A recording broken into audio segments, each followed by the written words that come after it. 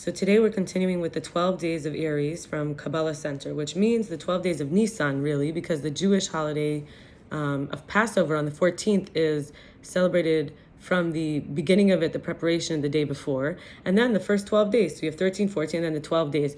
The 12 days of Aries, or Nissan, is also considered the first month, even though the Jewish New Year does not start in January, and it does start in approximately September time, which is also called Tishrei. There's another first start of the year 6 months later, because Judaism functions a little bit differently with cycles versus one whole year.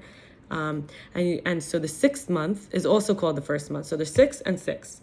So the first month of this of Nissan is the first 12 days correspond to the next 12 months, and then we're actually liberated in such a way from that place. And then we work we get that liberation, and then we have 49 days to sort of integrate. We get a new download, and then we have 49 days to kind of make that software become hardware. It sort of comes into like it's like breaching any limits and comes in through, and then becomes not only the software but also the hardware, so that in our functioning and our behavior it is all included. And so that's why these 12 days are so important. Now I'm obviously doing this a couple months later.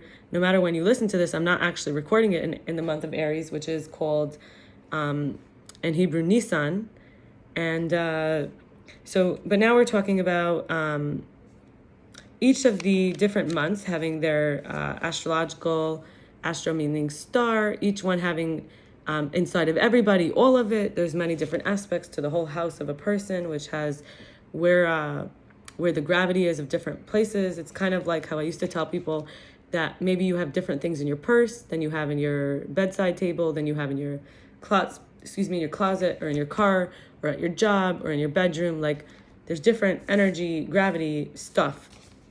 So for each one we have all of it, but also people who are born in one have much more closeness, or also that's more of like that's the room, that's their comfort zone.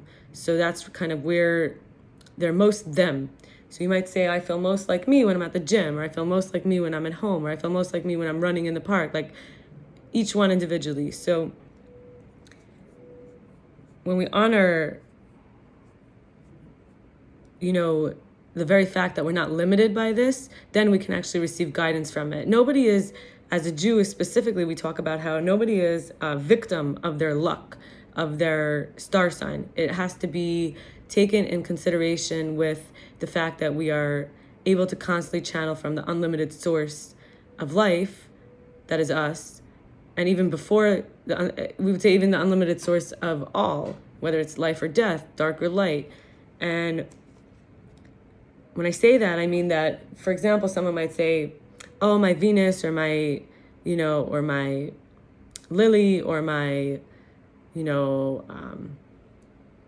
my Mars. Like, we might have all the planets. We might say that, okay, that makes it, so I'm related to that one and that one, or, oh, my star sign is, my sun sign is this, or the sun being a star. The way to use this information is in order to kind of know the recipe for a specific version that one might want to have as a clarity, so that it's possible to then kind of say, well, if they're all in me, then I can definitely say that if this is my comfort zone, like this is my, so, this planet I'm not so comfortable in, this planet I am, or this element, water, fire, air, like, but then again, we have our comfort zone that is, I don't want to use the word comfort because often it's not, but it's kind of the area where we sort of fall back into. But that doesn't mean, again, I'm taking this time to say that that's our limit. It doesn't mean this is who we are for the rest of our life and this is all we'll ever be. Even if we have, okay, I'm also that and that, but I really secretly believe that maybe that my star sign, my sun sign is the one. No, we learn in Judaism that this is just sort of the falling back into like, okay, I just, I don't have the energy to move through, so I'll just be this. That's going to sort of be where the default. But it doesn't mean that's at all who we have to be. Somebody could become so much more close to another sort of element or sign that you wouldn't even believe that they are that sign, and that's the power of transformation. So that's the power of transforming ourselves. That's also the power of ascension, of ascending over our limits. So I really think that was important to say before I actually go into the continuing, because we're about halfway through now. So let's continue. So the next sign that we're working on, we did 6 so far, and now I did 4 the first day and then 2 the next 2 days. So now we have Sagittarius. Sagittarius occurs during the period of Hanukkah, which is the holiday of lights. There is more light than we can ever earn, and there's a flood of energy and positivity. We can plant seeds that allow us to begin cultivating conditions to receive it. That sounds a lot like Passover. Passover is like a flood of liberation, and then we spend 49 days to become actually sort of like the right vessel. People say it's very similar when we have the holidays of, for example, Tishrei, you have Sukkot, Yom Kippur, all these big high holidays. And then a few months later, you have Hanukkah. And we learned that could be, in a mystical way, that Hanukkah is like, we actually earn it with the vessel. So we plant seeds that allow us to cultivate conditions to receive it. In other words, we are now going to be able to use the winter energy and have the chance to what we plant to grow. So I'm saying in terms of the seasons, because Sagittarius is that time. So even if it's not that it matches the high holidays and then Hanukkah, for example, Hanukkah would be, it's almost like Hanukkah is another version of in fact, it's not really even like that. It's not even really like that Sukkot. It's almost like the Yom Kippur and Rosh Hashanah then give us a Sukkot, like the way Pesach then gives us a Shavuos. And we would say Hanukkah, we cannot even earn it. It's actually outside of that template. Hanukkah, we can't even earn it. It's just miraculously more light. And then we can develop conditions to cultivate it, but we don't even earn it necessarily. The challenge is always looking for Sagittarius, is always looking for the next thing, seeking excitement. Instead, we can learn to maximize what we already have, what we have in the moment. Otherwise, we'll never be satisfied. We have to actually take a step back, see what's actually fulfilling instead of rushing, chasing, seeking more and better. We can take a moment to be present to what is now, experiencing more connection and depth, finding excitement, letting the universe take us where we're supposed to go. Moving and thinking and speaking too quickly can cause insensitivity. And we know the bow and arrow is the symbol to others. So we can think before talking or acting instead of just seeing others as too sensitive and I'm right. And we can start realizing it's not about being right. Actually, we need to forgive ourselves from this. And my ascension sign, my rising sign is the ascendant is Sagittarius. So forgiving ourselves and recognizing it wasn't intentional is the first step to growing and awakening awareness. Otherwise, we're rushing ahead. We don't even want to look at that we made mistakes because we are not willing to accept that it was an accident. We didn't intentionally make the mistake. We were just insensitively rushing. So then we can ask forgiveness. When we awaken awareness, transforms the negative blockages. Avraham assigned the zodiac signs non-randomly to the months. Sagittarius represents the archer. Keshet, all these signs have, Sagittarius is English or Greek or I don't know what, Latin maybe.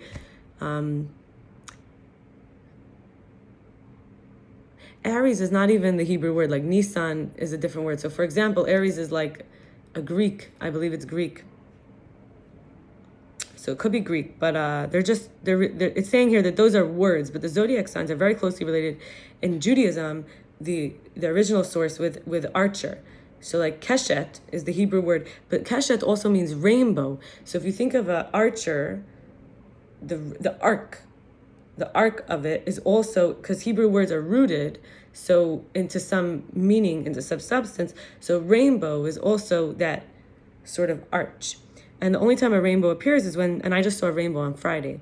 The only time a rainbow appears is when the rain released into the sky from the clouds and light passes through, merging the light from the sun and the darkness from the clouds. So every cloud can reveal a rainbow. It's a unique pattern of colors that's beautiful and has never been there before. And the chaos is the clouds. The archer is unique because it has to pull the energy back towards ourselves. So too, if we want to accomplish externally, we have to go, instead of, we have to go inside more and more. And Sagittarius doesn't usually think before talking or doing and can realize after that it was tactless and then try to do damage control. But that's already, it's outside of you. The arrow's already outside of you. It's already externalized. The work that can be done is the introspection to make changes inside. Fundamentally, this is a time to go introvertedly into all that has been dormant. and evaluate the path that I or my soul is on. And the voices that come up when I listen could have been there for years. What did my soul come to have as purpose? Sagittarius finds it difficult in the comfort zone, in the default. We're not doing the work to see where the arrow is going, rather than just shooting arrows, just going, just being the arrow. And the voices that come up when we say, how can I get through this challenge shiningly, is about energy that resides in the body, does so in the heart and in the blood flow, which is like oxygen. We're here to reveal our unique light circulation. There are people that love us around us, and we have to listen to our heart and the light in us needs and wants to come out. So our fears and our doubts and our limitations, this is what the Sagittarius needs reassurance on, is that our fears and our doubts and our mental limitations are what are preventing us from sharing our light. And in this rush, very, very, very resistant to actually changing or making change, because so busy trying to get to the next and to be satisfied and excited. And I will also share Capricorn. I don't have too much on it here, but I would say my north node is Capricorn. It says my lifeline of where I could possibly go into to become uncomfortably, evolved. So obviously growth can be painful, or in a light way, it can be uncomfortable. So like we said, for example, before I gave the introduction, I said to grow out of the easy star sign we were kind of born into with our gifts and our everything, we sometimes need to incorporate these various other elements, but they are not necessarily the ones that we would be attracted to without really taking the time to reflect on the worth of increasing our productivity of self. So this doesn't mean physically producing, but the fact that we have the conversation about a sign, it signs you off on like, this is your sign, this is your signal. And if we would like to produce that which could result in greater signals, it requires us to get outside of those initial edges. So Capricorn is ruled by Saturn with ice rings, like a cold distance of this personality. It's grounded, methodic, heavy, calculated. And why did I just mention that comment is like, for example, for me to get to this place would mean a lot of hard work. For somebody else, it's like we said earlier, is their comfort zone. It's just the way that they reside and dwell naturally comfortably. The liver is related to the Capricorn, which is about purification. It also produces a lot of hormones for digestion and other things. Despite the earth sign, there's a watery, intuitive, sensitive, psychic, creative energy too that can be the transformation, because when the vision is fragmented, the holistic view is challenged. We can get caught up in pettiness and score charts and, tit for tat. And the goal can start to be to give freely without needing credit or recognition or reciprocity, and to be the best friend without judgment and pure love and inspiration. Capricorn has a materialism challenge, which is relying on the material to make us happy. We're at the peak of obsession with the physical, addicted to acquiring money, and to money in our global realm, and using possessing to feel in control. When we ask ourselves, who am I really? Why am I here? The wrong belief system is like a plague, because when we put faith in the external versus the spiritual in the internal, we're like infected. We can't get to the root. We're like trying to battle the infection on the outside. Let's say the infection got in, but we're dealing with it on the outside. The spiritual and the internal is where we need to get our immunity and our healing. There's steep mountains and hard work in life, but the Capricorn has a tremendous endurance. So it doesn't want to just surrender and trust a higher power, though, a guiding force bigger than ourselves and systems. So the challenge is really to let go of the desire to be predominantly logical and physical, and trust instead the instincts, the feelings, the intuition. And things like love and happiness, meaning and purpose are uncountable and priceless. We have to focus on, or other, like, etc., anything that is like that. But we have to focus on what we possess that really matters, like these, like love, happiness, meaning, and what's been provided for us. This is how to submit to the universe and find peace and quiet amid the chaos and the noise. And blessings even to be alive, not even taking life for granted. We can say the prayer The Capricorn prayer is like, guide me, light, show me where to go. I don't have a net. I'm an acrobat in the air and I'm okay with it. And this is like very difficult for an earth sign, for example. Knowing nothing is random, is to feel like a bird. We allow the wind to carry us in mind and heart exactly where we need to be. And as I may have commented in a previous video, we'll notice that, for example, Sagittarius is fire. And what we did right before that was Scorpio, which is water. And then what came right after it was Capricorn, which is air, which is earth. And then we move into the air. So it could be that each one kind of learns how to be more of itself by the next and by the before. So they like not bleed into each other, but they sort of feed each other. So we can see that the Capricorn energy is learning from the next sign, which is Aquarius, which I'll continue with tomorrow. Thank you. Be well.